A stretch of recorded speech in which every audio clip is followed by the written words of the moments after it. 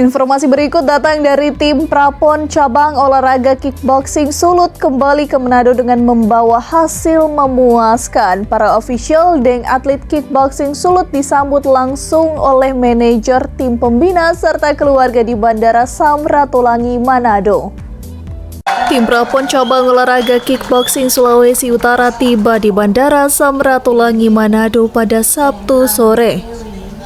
Tim ini disambut langsung oleh manajer kickboxing Sulut Dona Rompas, Kabid Bina Prestasi Kickboxing Sulut Agung Uliana, serta para keluarga dan pendukung.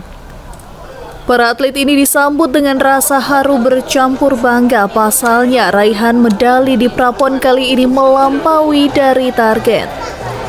Tim ini berhasil meraih 8 medali emas, 3 medali perak, serta 6 medali perunggu di berbagai kategori saat berlaga di Bogor, Jawa Barat. Yang mereka hasilkan adalah 8 medali emas, kemudian ada 3 medali perak dan 6 perunggu. Itu melebihi daripada target yang kita sudah targetkan. Ya. Kemudian dari 8 medali emas ini ada 10 atlet yang akan masuk ke PON, yang dapat mengikuti PON di Medan dan Aceh tahun 2024. Kalau tantangan saya rasa secara teknis nggak ada, cuman kita mohon dukungan, support moral maupun material biar kita tidak kekurangan di medan laga.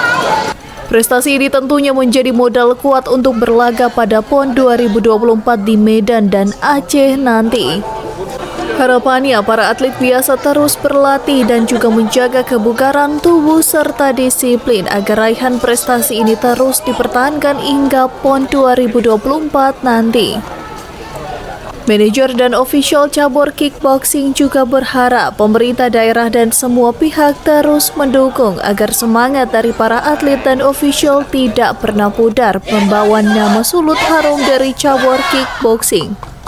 Hizkia Warengkiran melaporkan untuk Kawanua TV.